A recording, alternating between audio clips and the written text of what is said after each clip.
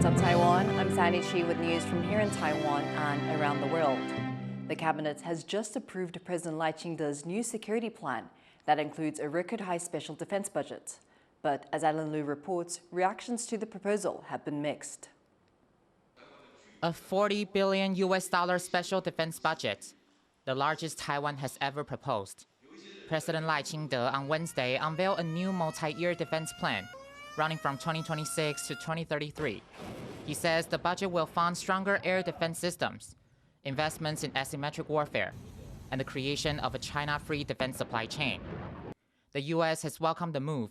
The de facto American embassy in Taiwan, several senators, and the House Foreign Affairs Committee all praised it, and Taiwan's foreign ministry expressed its thanks. 台美将持续在台湾关系法与6项保证的稳固基础下紧密合作，共同捍卫台海与印太区域的和平、稳定与繁荣。But not everyone supports the plan. The main opposition Kuomintang, or KMT, says the proposal means taking on huge debt and that it could risk provoking China. 我们如何能够永续的，如何能够维持世代正义，来支持如此庞大的国防特别支出？这一点，赖总统没有给我们任何的说明。赖总统，您在玩火啊！ The proposal came a day after Lai published an op-ed in the Washington Post outlining his defense vision. Both the KMT and the opposition Taiwan People's Party criticized the move, saying he went straight to the international media before communicating the plan to the public at home.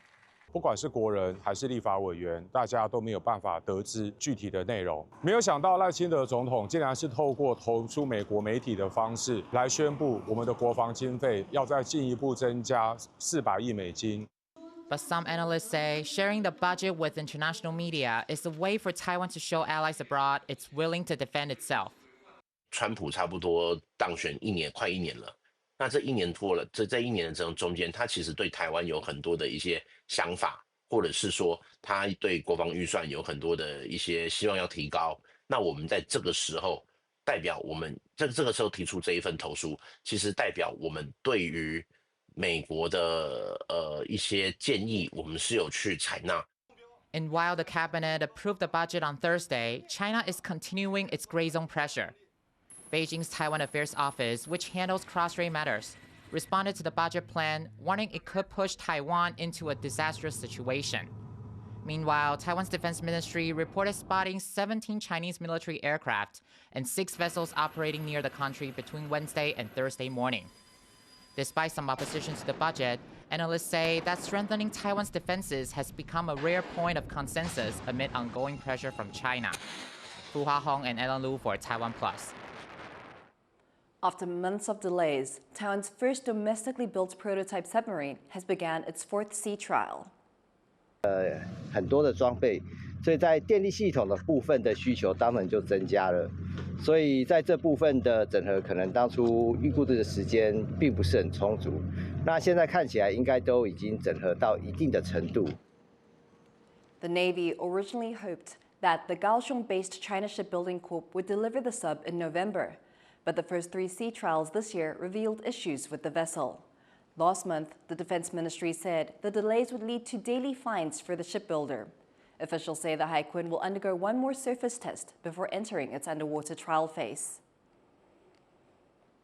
The Wall Street Journal is reporting that U.S. President Donald Trump advised Japan's Prime Minister Takaichi Sanae to tone down her support for Taiwan after recently saying Japan could intervene if China invades Taiwan.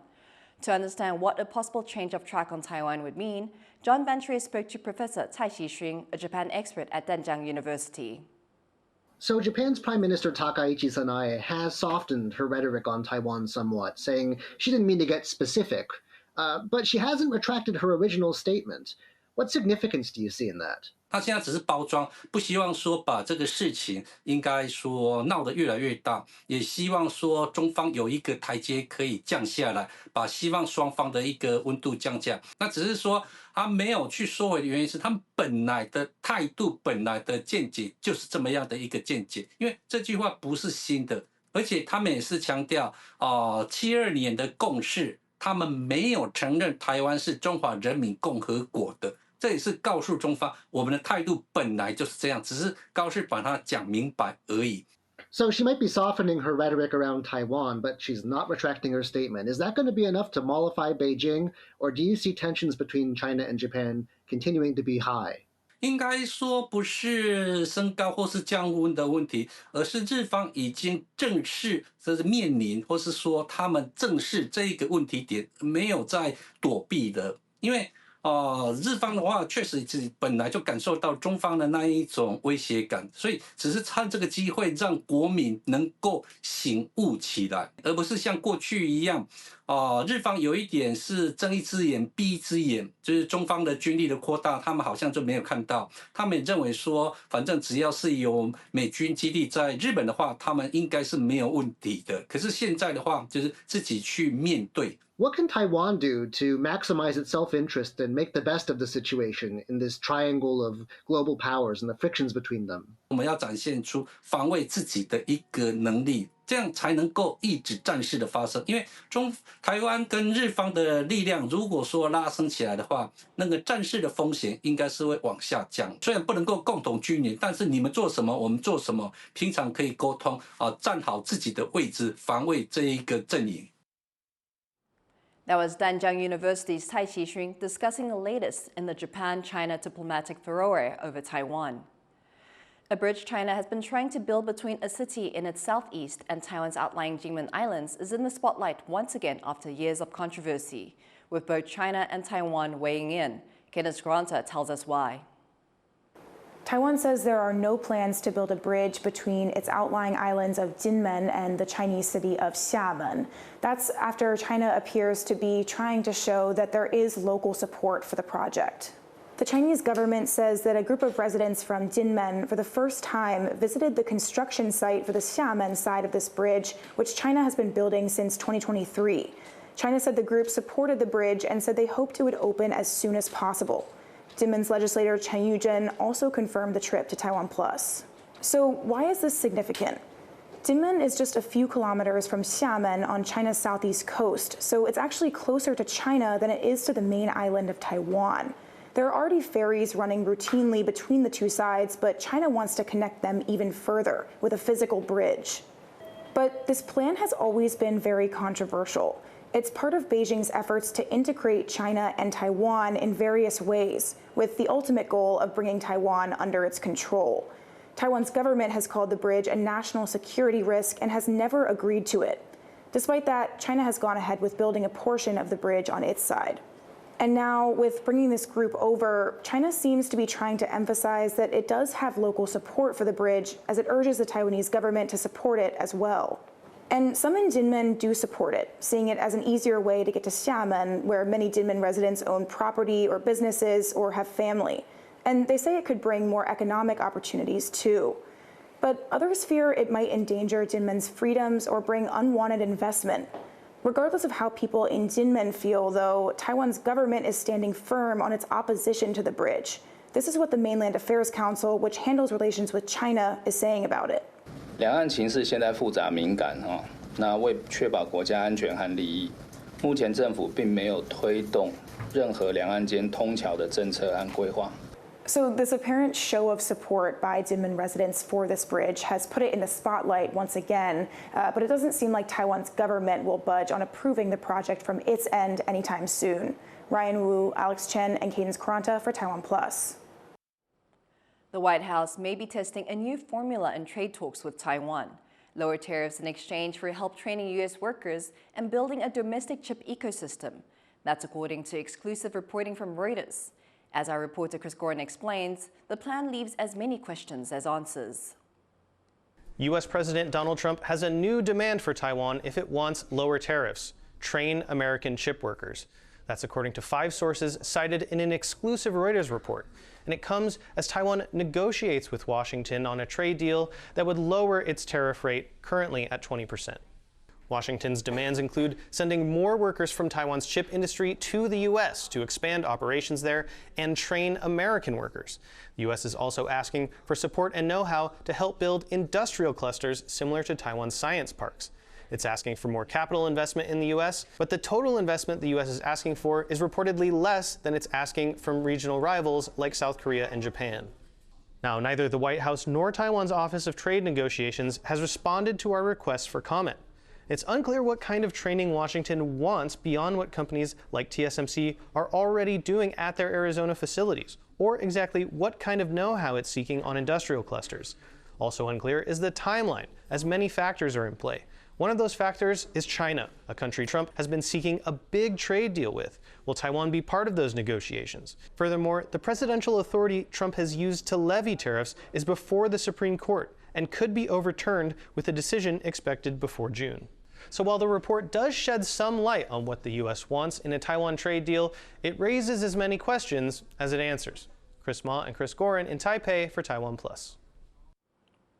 3 people have been arrested after a deadly fire broke out in a high-rise apartment complex in Hong Kong on Wednesday. Over 50 people are dead, including 1 firefighter. Tiffany Wong has the latest.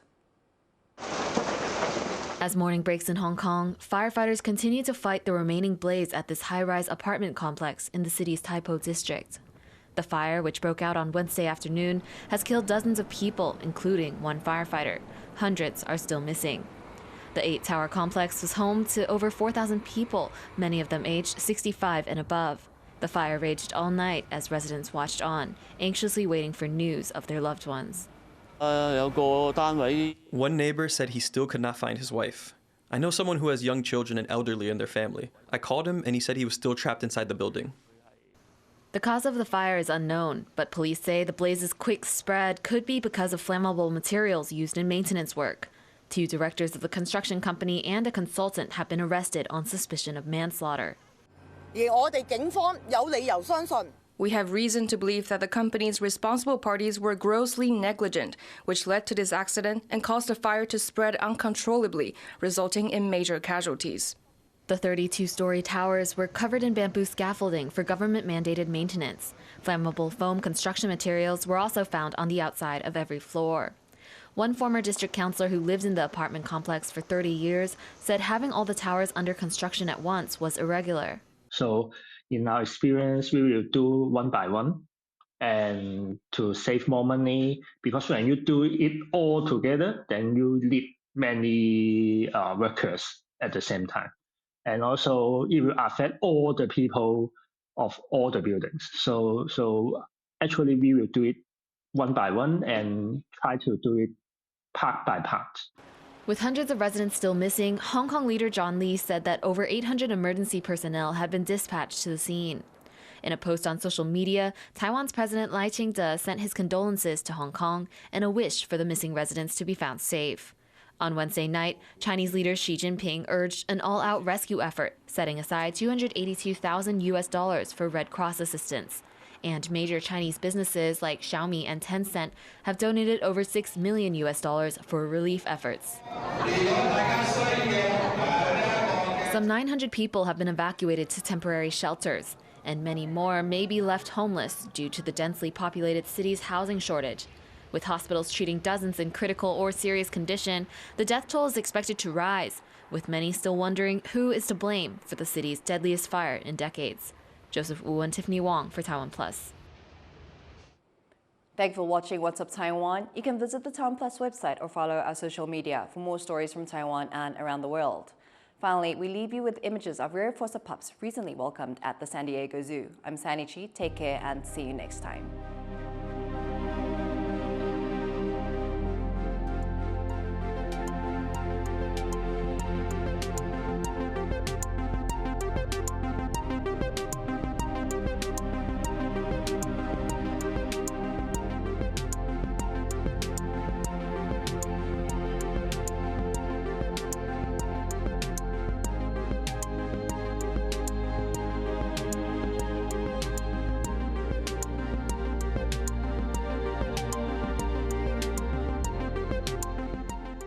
I'm Tiffany Wong in Georgetown, Penang, and you're watching TaiwanPlus.